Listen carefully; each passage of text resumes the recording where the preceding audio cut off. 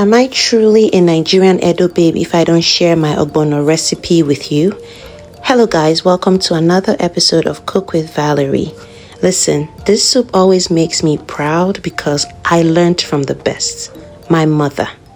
And for the ingredients, I'm using the protein of my choice, crayfish, palm oil, blended pepper base, dry Cameroon pepper, the blended Ogbono seeds, and diced cow skin, which we call Ogbono.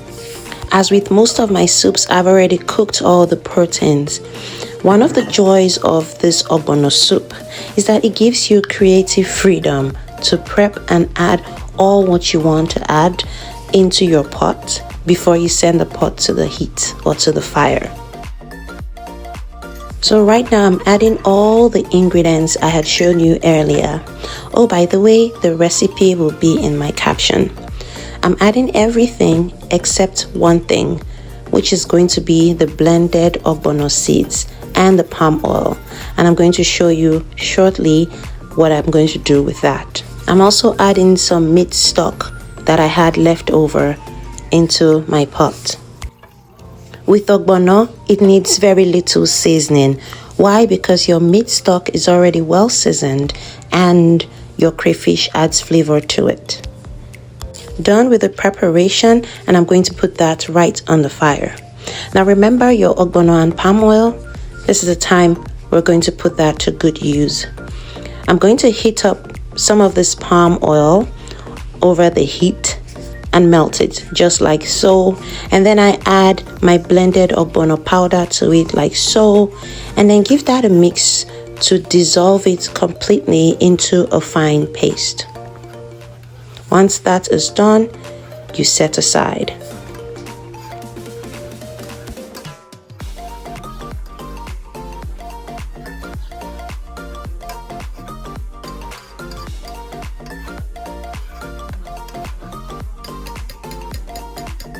So your paste should look like this or something close to this.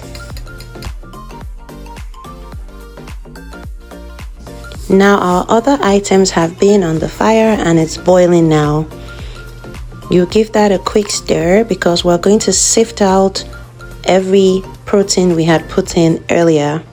The reason why you put this in the stock to boil initially was because you want the protein to be flavorful, and the combination of all the proteins, the kpanla fish, the stock fish, the pomo, the crayfish, just releases an extra level of deliciousness when your soup is finally ready.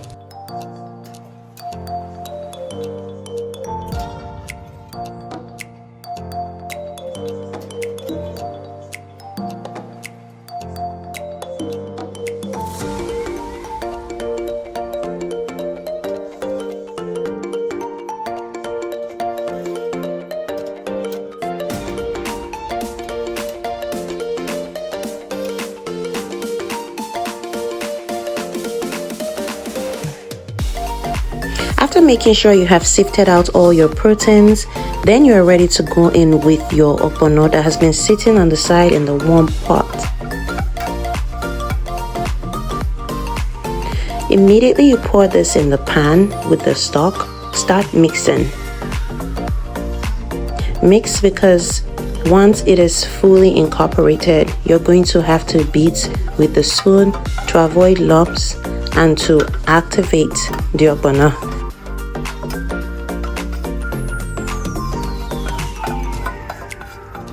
Now it's time to start beating the Ogbono. I'm going to start off slow before I start beating hard. When I say activate the Ogbono, I mean the drawiness. You know the nature of the Ogbono soup, because as you beat hard, you loosen it up basically to make the soup.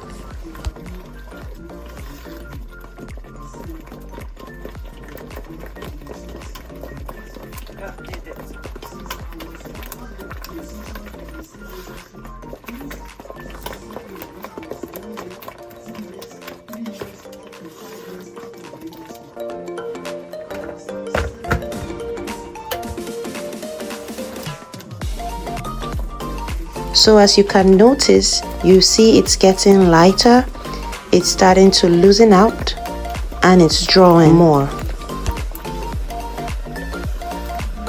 Right now I'm just doing a draw test to see how much of drawiness it has gotten to.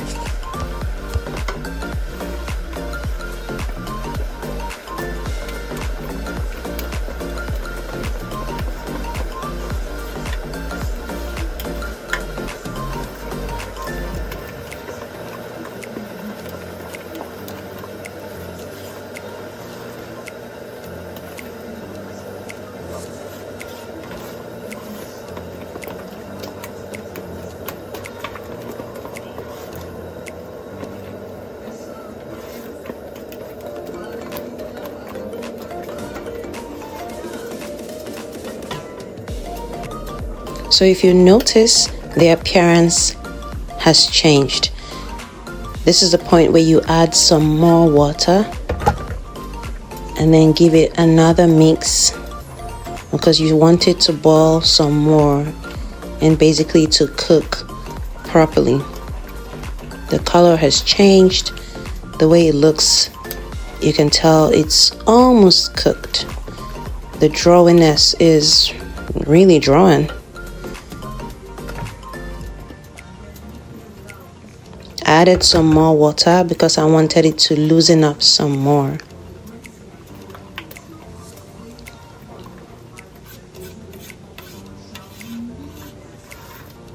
Perfect. That's the consistency we're looking for.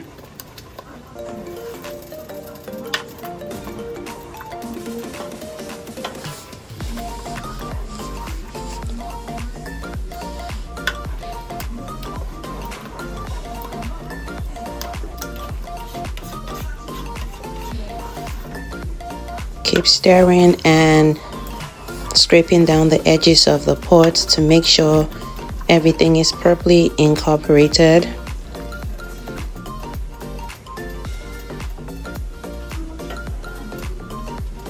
This is the point where any cooked beef you have, or chicken or turkey, this is the point where you would add that cooked protein. I already cooked some beef earlier, so I'll be adding that into the ogbono. And then I'll introduce the stockfish and remember the things I had pulled out before when they had cooked properly to get their juices in the stock. Yeah, I'll be adding that too.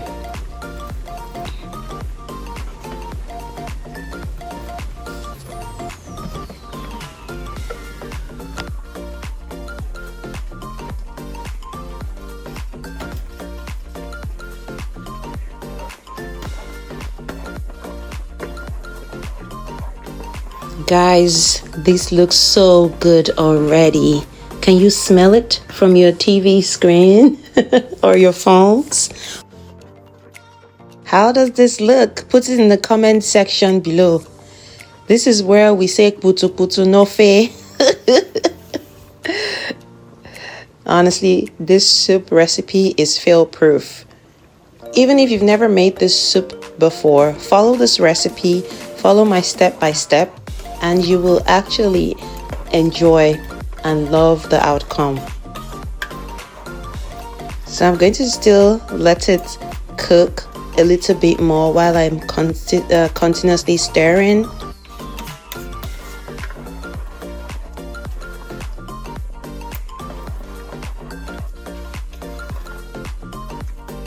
Again, this is what we call putu putu no fe. You see it?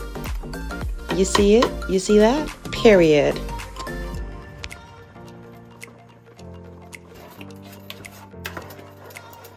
Give it one more stir, one more mix, and the soup is set to be ready. Now, how will you know when ogbono is cooked? It's simple.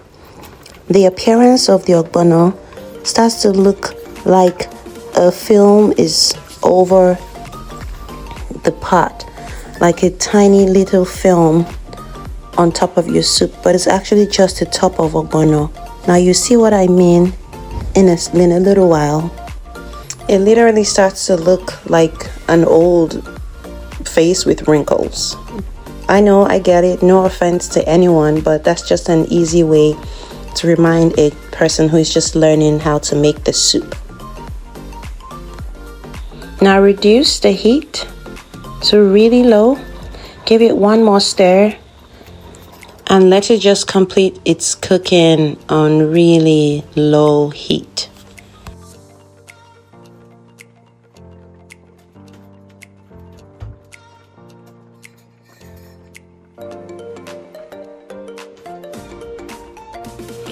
So our soup is cooked, and I just wanted to show you what the wrinkly face looks like. I'm going to try to zoom in closely, so pay attention so you can see. Can you see the wrinkles on the face of the soup?